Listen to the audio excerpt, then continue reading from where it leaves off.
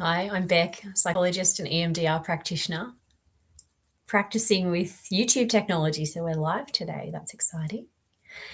And I'm addressing something that is of endless interest to me, which is the similarities between modern psychology and therapy modalities that are commonly used, that are evidence-based, that are in a lot of cases government subsidized with a Medicare rebate, and how, to me, they're quite connected with mystical practices. And in this case, we're comparing today EMDR and Toltec sorcery,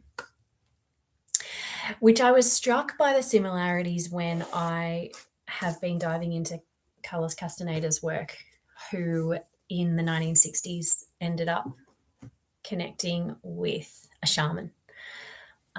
And as an anthropologist, wanted to study and have an embodied experience of mysticism. And so when he was told about people that were still practicing sorcery, that could shapeshift, that could perform healings, that could biolocate, and he thought, well, I'm a human just as they're a human, so why can't we all do this? And he went on a journey. Now, he was forced to publish these books as a series of books under fiction, acknowledging them as fictional books. However, if you read them, you would question how much is fiction and how much he did experience.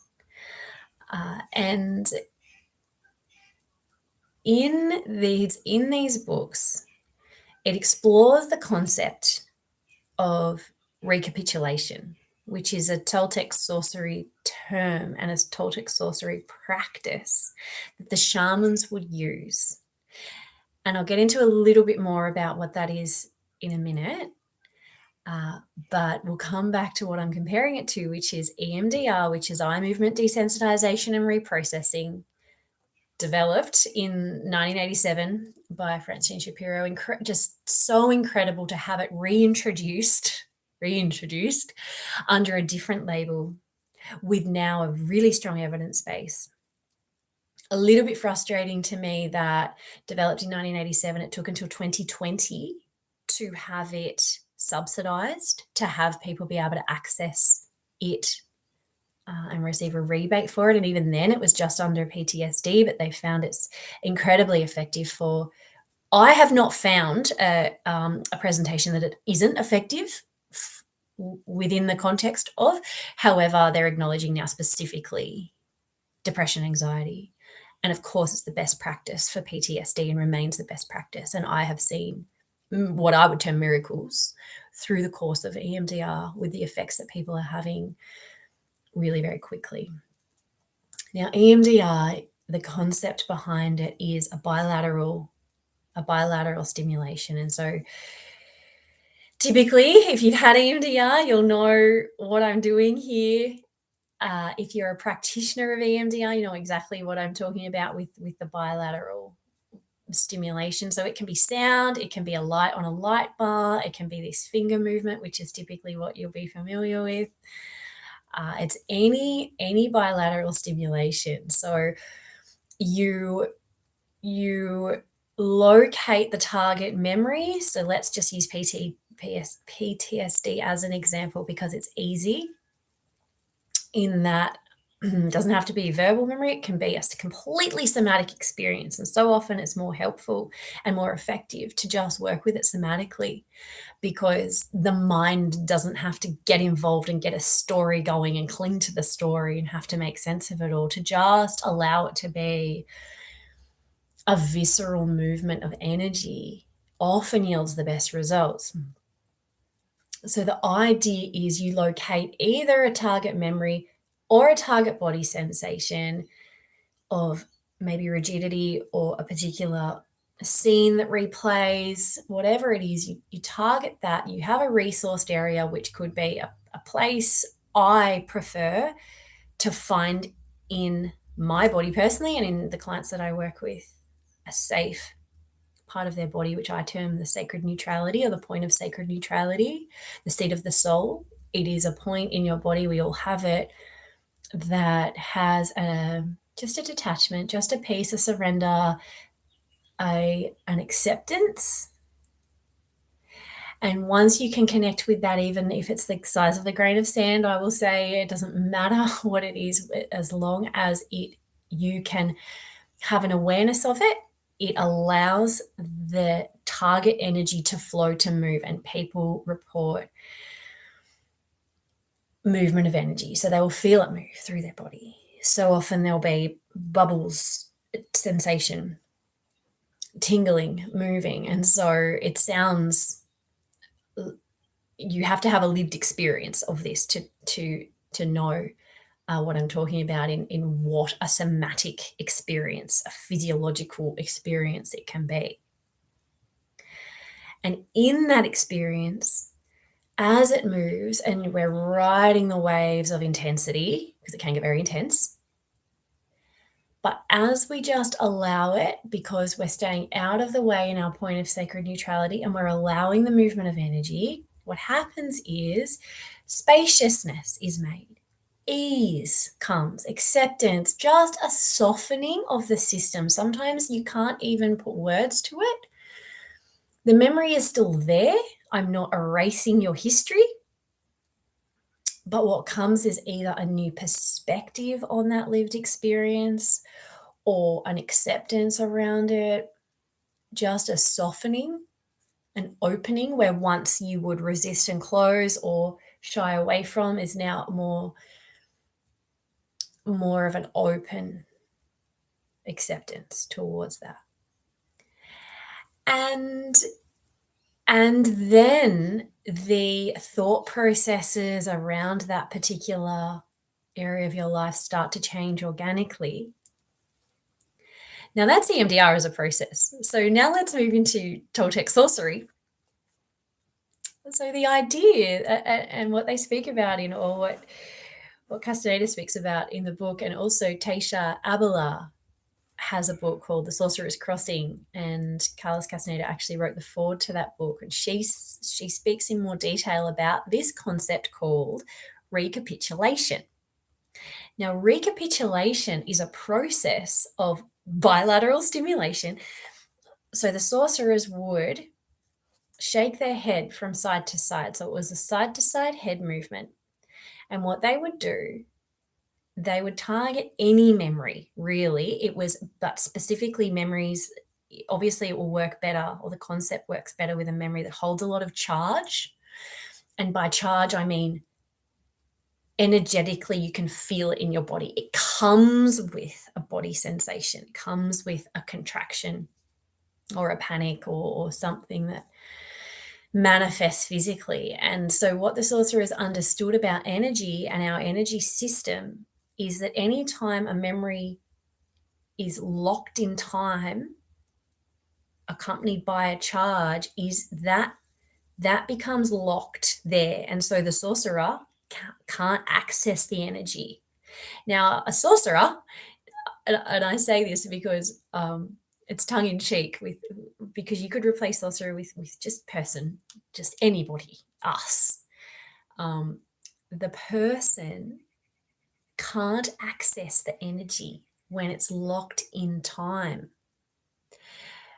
People, shamans, sorcerers, need people that are interested in higher levels of consciousness. Let's just say that. Anybody that wants to access higher levels of consciousness, they don't need more reading material. They don't need more courses or workshops. What they need is more energy.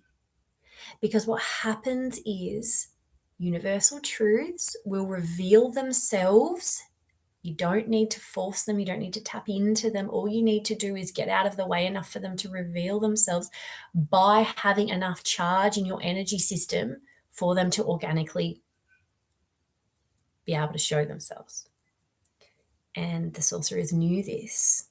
So they understood that they needed to unlock every single memory that was held in their energy system that they couldn't access they needed to go through a process of recapitulation to be able to unlock the charge that was held within that memory. And what Tasha Abela and Carlos Castaneda talk about is this process of going back through with a target memory, recording or recalling in as much detail as they can. And through the process, because they already have been working on having quite a high energy charge, these people already had more energy than the average person. What would happen was the lucidity that they could remember, the memory, the detail was like time travel, in that perhaps if I asked you to recall something from your past, something that you wouldn't even consciously remember, just a regular day in a coffee shop, walking past a table. But what naturally starts to happen as you raise your energy organically is that when you go into these memories with a high charge, they will present themselves in strange and vivid details. So you'll remember the breed of the dog that was lying under the table, and you might remember the coffee order of the people as you walk past, stuff that you consciously wouldn't have even clocked at the time. But by going through with a high energy consciousness, you can unlock these memories, which is kind of mind-blowing to experience, and realize that your brain has this capacity to retain information that until you reach a high enough energy state, you can't access again. On any given Tuesday, you couldn't access that was a Labrador and they'd ordered 2 long blacks on that table. You wouldn't have that information to access. But once you start energizing your system by unlocking all these memories, you go back through and you suddenly do have access to these incredible detail.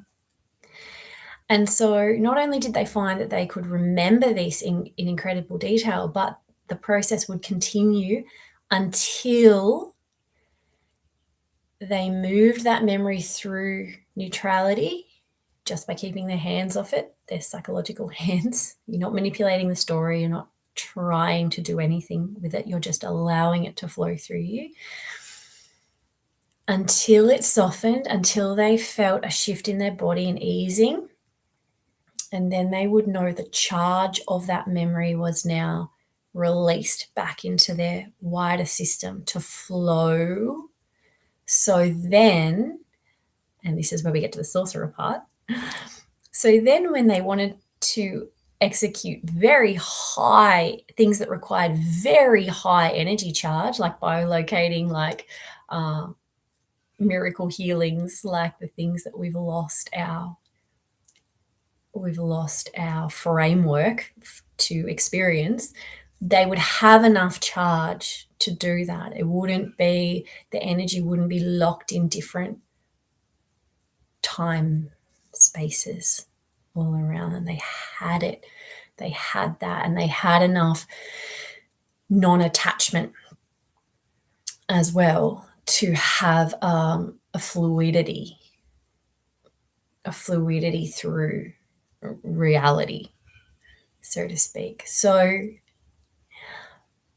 I mean, that's the next level on from EMDR. But our regular practitioners of EMDR and our regular clients undergoing EMDR, you will acknowledge the similarities between at least the first part of that process and that unlocking that charge, unlocking that energy, and the sense of ease that comes to you after you have distilled that charge and it has dissipated, it has re-entered the system, and the sense of relief you feel and the sense of peace that comes, and that newfound sense of having some control over your lived experience and your reality is incredible. And so that's the first